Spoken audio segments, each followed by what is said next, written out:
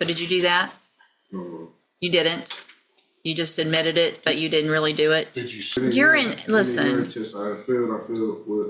Listen to my question. I don't care about any of that. Yes, ma'am. Did you admit to your probation officer did you admit to your probation officer that you drank something or took something that would make your urine clean? No, As far as the state, There's not an agreement, Judge, and I do have the complainant for the underlying offense as well as Ms. Lopez here. She may come up, I think the court might need to admonish both of these individuals per my conversation with Ms. Lopez. Okay. If you've gotten to the point where you're frustrated, Ms. Lopez, you know there's an issue. So are we going to go through the motion? Or Yes, please, Your Honor. So let's do that first. Good morning, Ms. Lopez. Good morning. And sir, you're Brandon Bell? yes, ma'am. The best you can, raise your right hand, please. Do you swear or affirm the testimony you're going to give in this hearing will be the truth, the whole truth, and nothing but the truth? Yes, ma'am. Okay. And will he waive the formal reading of the motion? so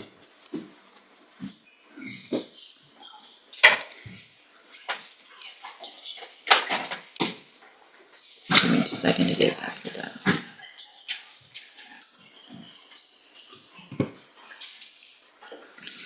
Mr. Bell, in cause number 24, DCCR 1008, I have a motion to revoke your unadjudicated probation.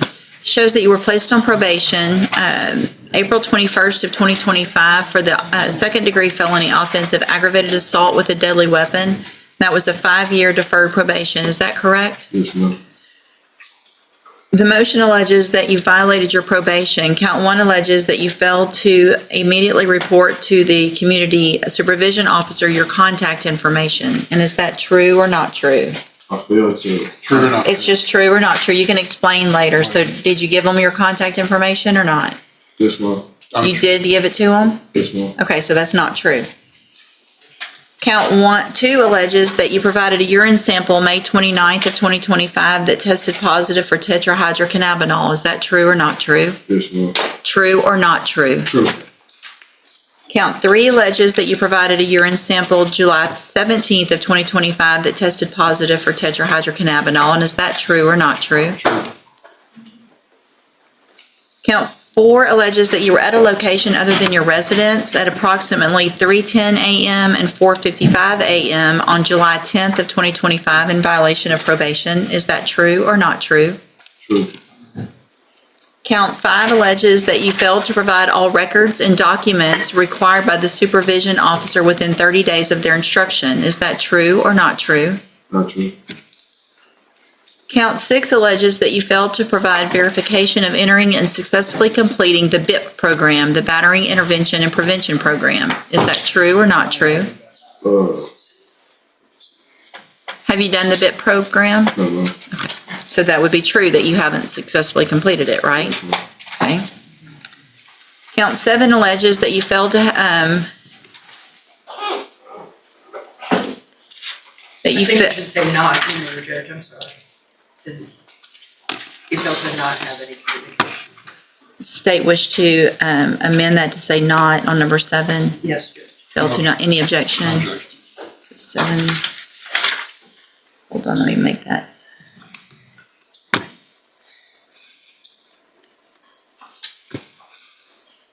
I'm printing it because it'll be easier for me. All right, so 7 says that you failed to not have all communication with the victim regarding your child through an approved third party by repeatedly appearing at the victim's house to, quote, see your children. Is that true or not true? True. Count 8 alleges that you admitted to the adulteration of your urine analysis on June 30th of 2025. And is that true or not true? True. You understand adulteration means? If the court could explain adult, I don't think he. I mean, did you show up to probation and do either a fake urine sample or have some type of, what was it, He admitted to drinking something that made his urine negative. gotcha. So did you do that? No, ma'am. You didn't? You just admitted it, but you didn't really do it? Did you say it, or did you say that or not? That you admitted to drinking something? So it says you admitted to the adulteration of your urine analysis, which means you told your probation officer that you did something to make your urine analysis negative. Is that true or not true? Well, any piss test Urine I test. had. Any Urine, listen. urine test I failed with. Listen to my question. I don't care about any of that. Yes, ma'am. Did you admit to your probation officer Not that I that know you did you admit to your probation officer that you drank something or took something that would make your urine clean? Not that I know of. Okay. Let's say not true. Count 10, let's see.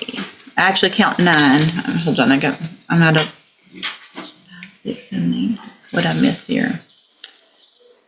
Count 9, so this goes over here, alleges that you had contact with the victim of the offense, either in person, by telephone, via mail, or through a third party several times after being put on probation in violation of your order. Is that true or not true?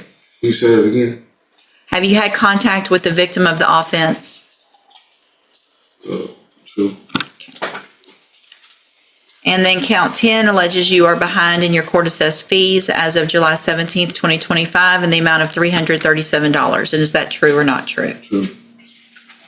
Did you enter your pleas of true to counts 2, 3, 4, 6, 7, 9, and 10 freely and voluntarily? Yes, ma'am. And because those counts are actually true. Yes, ma'am. So we've got, I'm going to find those counts true. Ms. Lopez is here. Let me look back at something real quick.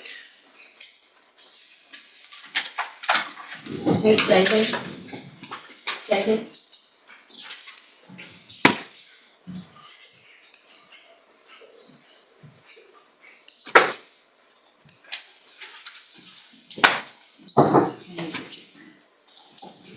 When was the last drug test? My last drug tested him on the 18th of August. And it was negative? It was negative. And has there been any follow-up or treatment with spinal top? You mean mental health or Mhm. drug treatment? Mental health, yes. Okay. Yes. Paper?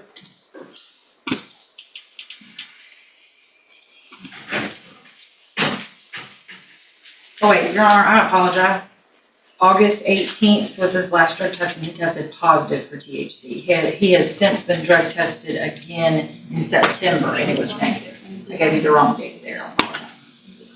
And I think the concern, if Ms. Lopez can kind of go into a little bit more detail about our conversation, is that he may be using synthetic, which doesn't show on the tests at probation. And there's obviously an issue with the no contact, which is why I have the complainant here. I don't think either one of them are adhering to this. So last known contact that you know of that's not in here, has there been any? I was called by the complainant on Thursday of last week and she admitted that they had been seeing each other that day. And she was angry but it's very inconsistent whether she wants to be around him or not. Some days I get calls. Well, but I told you To come back in front of you. Shh, just be quiet. you can't have contact. Yes, ma'am. And you're the one that can go to jail. Yes, ma'am. Okay, based on all of these allegations, I realized that I reinstated a bond and we had a hearing, it looks like, where I ordered some spinal top, but it sounds like this is not going in a safe direction at this point for anyone. At this point, I'm going to find that it is in the best interest of our community, best interest of the victim, and based on all of the factors in 15.17 and the fact that you're on probation for an aggravated assault with a deadly weapon, I am going to make this, at this point, a no bond. You will go back with the bailiff. I'll reset your case for an updated pre-sentence report. We can have any other testimony at that time with regard to the other allegations that are still pending. If you have any witnesses, then Since she's here, do you want to elicit testimony from the victim or not? She is Judge, here. but my preference would be, may she come up to be addressed by the court? Yeah. Ms. Bell? The nature of this plea originally, Judge, was obviously a little bit low. It was based on some cooperation, non-cooperation, cooperation, non-cooperation, which I I believe is still the case.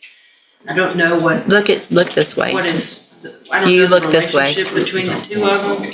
Obviously, I'm concerned for that. It's my understanding through Ms. Lopez that they're continually together, in that, in addition to Mr. Bell, she is also violating that no contact order by voluntarily engaging. I think they have children together as well, is that right? Well, that's You're why, pregnant now, is that right? but that's why I made the specific rule that they go through a third party to transfer kids, to see And kids. the problem is that the third party is his mother, which is, I've told him multiple times, cannot be. Cannot be. Okay. It's not working. You are pregnant with this child right now? Yes, sir.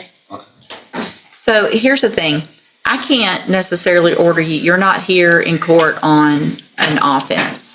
But he's going to jail today because y'all won't quit doing what I told him not to do. So it's that simple. Can I say something? Whenever I did call the probation officer, technically he was already staying at the house. We both our managers are in the house. He was already staying at the house. So when I went to the house, I just wanted him to leave because, me and the kids needed somewhere to go.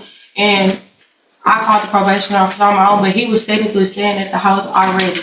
I just wanted him to leave because me and the kids needed somewhere to go. And obviously we all couldn't be there. Right. But he haven't. So did he not leave so that you and the kids could stay there and that's why you called? Yes, ma'am. Okay. But Then he's it's been staying there. all right. Well, then you know what you have to do. You're the one I on. got out the house and I waited on my ride before my ride came. Well, if you're staying at the house, and you're- This one. I'm resetting it for a sentencing hearing. If there's any testimony at that time, you can recall witnesses, and so we'll come back. I would implore the court to admonish them that contact includes calls from the jail. It does. Contact, communication. Contact doesn't just mean in person, all right? It means communication. So you can't call her from the jail. You can't talk to her, period. Man, we have children together. We have 4 kids together. I'm going to have another child for him. How are we supposed to? How are we supposed to co-parent if we can't talk to each other? Well, y'all can't co-parent. That's why we're here. Because he assaulted you.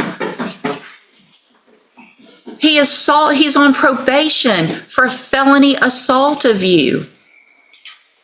So we're not co-parenting isn't where we're at right now.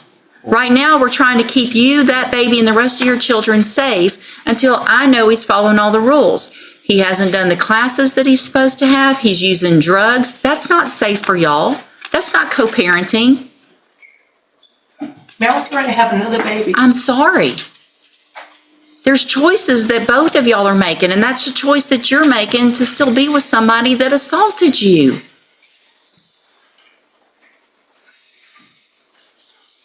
You can go back, go. Thank you, Judge. You can go with the bailiff.